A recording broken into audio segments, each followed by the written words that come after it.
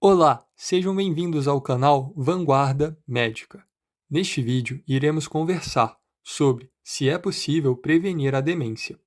Este vídeo é baseado no seguinte documento: Prevenção, Intervenção e Cuidado da Demência, relatório de 2024 da Comissão Permanente do Lancet, um periódico científico internacional. Para compreendermos a dimensão deste tema, estima-se que em 2019 cerca de 57 milhões de pessoas viviam com demência no mundo, com uma projeção de aumento para 153 milhões até 2050. Para efeito de comparação, 57 milhões equivale à população da Itália, enquanto 153 milhões supera a população atual da Rússia. Esses números consolidam a demência como um dos maiores desafios de saúde pública do século XXI. No entanto, o relatório apresenta evidências robustas e esperançosas. Quase metade dos casos, especificamente 45,3%, poderia, teoricamente, ser prevenida ou atrasada se 14 fatores de risco modificáveis fossem eliminados ao longo do curso de vida. O link completo do artigo original está disponível na descrição do vídeo e também no primeiro comentário fixado. Mas afinal de contas, o que é a Lancet Commission?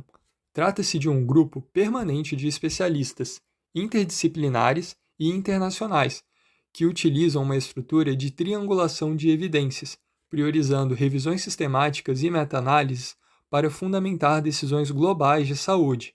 Entre os pesquisadores que contribuíram para o documento, destaca-se a participação da brasileira doutora Cleusa Pinheiro Ferri, que é pesquisadora na Unidade de Avaliação de Tecnologias em Saúde do Hospital Alemão Oswaldo Cruz e professora no Departamento de Psiquiatria da Universidade do Estado de São Paulo, garantindo que a perspectiva de países de média e baixa renda, como o Brasil, esteja representada neste consenso global. O relatório original abrange 3 pilares fundamentais: prevenção, intervenção e manejo.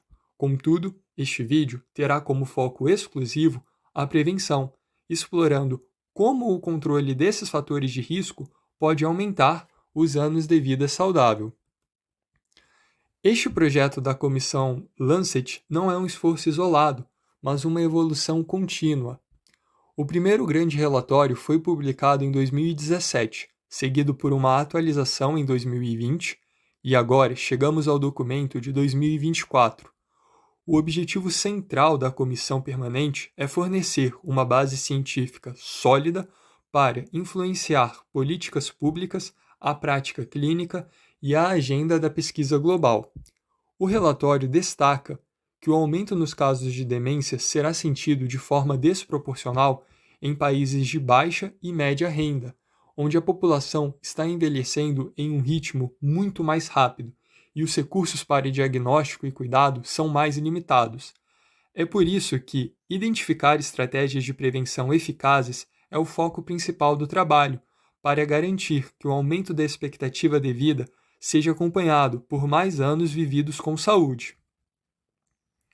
A figura 9 desse documento é o coração visual do relatório e apresenta a fração atribuível populacional, PAF. Mas afinal de contas, o que é essa PAF?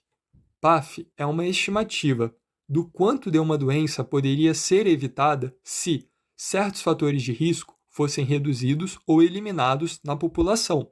Por exemplo, e de modo grosseiro, se o PAF do tabagismo para a demência fosse 5%, isso significa que, em teoria, 5% dos casos de demência não existiriam se ninguém fumasse. No entanto, isso não é tão simples. Trata-se de uma ferramenta de saúde pública e não uma previsão individual. É uma ferramenta para responder à seguinte pergunta: se reduzirmos fatores de risco como hipertensão, obesidade, depressão, perda auditiva, quanto da demência poderia ser evitada na população? E de onde esses dados foram retirados para construir esse PAF? Então, para calcular o quanto da demência poderia ser evitada, a comissão não olhou apenas para um estudo isolado, mas priorizou meta-análise e revisões sistemáticas. que atualmente figuram ali no topo da evidência em medicina.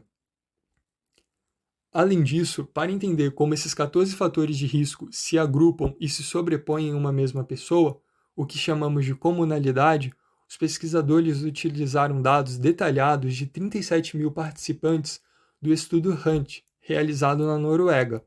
Essa análise foi fundamental, porque permitiu ajustar o cálculo. Se não considerássemos que a obesidade, por exemplo, frequentemente coexiste com a hipertensão e o diabetes, o potencial de prevenção seria artificialmente inflado, ou seja, ficaria maior do que ele realmente é. Ao cruzar as prevalências mundiais com essa base estatística de longo prazo, a comissão conseguiu estimar o impacto real de cada fator no risco de demência com uma precisão ali sem precedentes.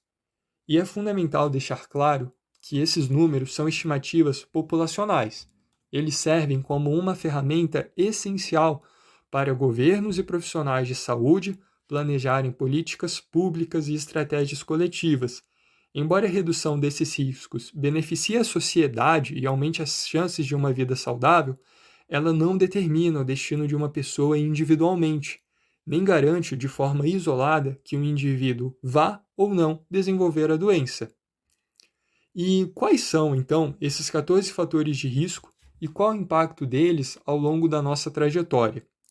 O relatório da comissão utiliza uma abordagem de curso de vida, mostrando que o risco não é estático, mas se acumula desde a infância até a velhice. No início da vida, o determinante é a educação. A baixa escolaridade contribui com 5% do risco total, pois impacta diretamente na formação da reserva cognitiva. Ao avançarmos para o meio da vida, entre os 18 e 65 anos, encontramos a maior janela de oportunidades para prevenção, com 10 fatores identificados. Aqui, os destaques são a perda auditiva e o alto colesterol LDL, ambos representando individualmente 7% do risco. Nesta fase, também são fundamentais o manejo da depressão, a proteção contra traumatismos cranianos, especialmente em esportes de contato, como o futebol, o combate à inatividade física, o combate ao diabetes, ao tabagismo, à pressão alta, à obesidade e ao consumo excessivo de álcool. Já na vida tardia, após os 65 anos, o foco recai sobre perda visual, poluição do ar e o isolamento social.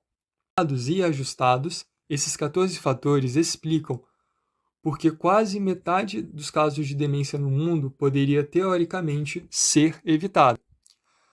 Mas vale um ponto de atenção: a relação entre esses hábitos e a demência não é uma linha reta. Na ciência, confirmar que um fator de risco realmente tem um papel no desenvolvimento da doença é um desafio enorme, cheio de detalhes técnicos, que podem confundir até os especialistas. É por isso que o trabalho dessa comissão é tão rigoroso. Eles filtram o que é apenas uma coincidência do que realmente tem uma ligação comprovada por décadas ali de acompanhamento e estudos sérios. Muitas vezes, o que parece ser uma causa pode ser, na verdade, um sintoma precoce da própria doença, ou apenas uma coincidência. É por isso que a comissão utiliza uma metodologia de triangulação de evidências, confrontando diferentes tipos de estudos para minimizar erros e garantir que as recomendações sejam sólidas. Ainda assim, a ciência é um processo em constante evolução e devemos ser prudentes. Afirmar que um fator de risco é determinante exige um nível de prova que os pesquisadores levam décadas para construir. Este vídeo tem o objetivo de apresentar esses fatores de forma clara, mas sem se aprofundar nas minúcias técnicas de cada um, devido ali ao tempo limitado do vídeo, mas cada um deles pode ser explorado mais em vídeos futuros. Também é importante você saber que existem muitos outros fatores sendo estudados, como sono ou tipo de dieta, que ainda não entraram na lista oficial, pois o nível de evidência ali pela comissão não foi forte o suficiente, mas eles são citados no artigo original e talvez possam aparecer nos próximos relatórios. Prevenir a demência não deve ser visto apenas como uma responsabilidade individual, mas como uma prioridade em saúde coletiva. Embora a demência seja um dos maiores desafios de saúde global, a abordagem sob a ótica da saúde pública ainda é algo novo. Muitas vezes, fatores de risco, como o tabagismo, consumo excessivo de álcool e o sedentarismo, são tratados apenas como escolhas pessoais. No entanto, as evidências mostram que esses riscos começam cedo na vida e estão profundamente ligados a desigualdades sociais. Pessoas que crescem com menos acesso à educação de qualidade, a ambientes seguros, à alimentação saudável e a boas condições de trabalho enfrentam risco maior de desenvolver doenças, como diabetes e obesidade, exemplos de fatores de risco modificáveis. Por essa razão, a prevenção precisa ir além do consultório médico e incluir ações governamentais que facilitem as escolhas saudáveis para toda a população, reduzam as disparidades e protejam o cérebro em cada etapa do curso da vida. É importante reforçar que mudanças no estilo de vida e nas políticas públicas são capazes de reduzir o risco cognitivo, mesmo em pessoas com maior predisposição genética para esses tipos de doença. E embora a ciência apresente lacunas a preencher, aguardar por respostas perfeitas não é uma opção. O conhecimento disponível hoje já é suficiente para que governos e sociedade ajam, promovendo ações que beneficiem não apenas o indivíduo, mas famílias inteiras e a comunidade como um todo.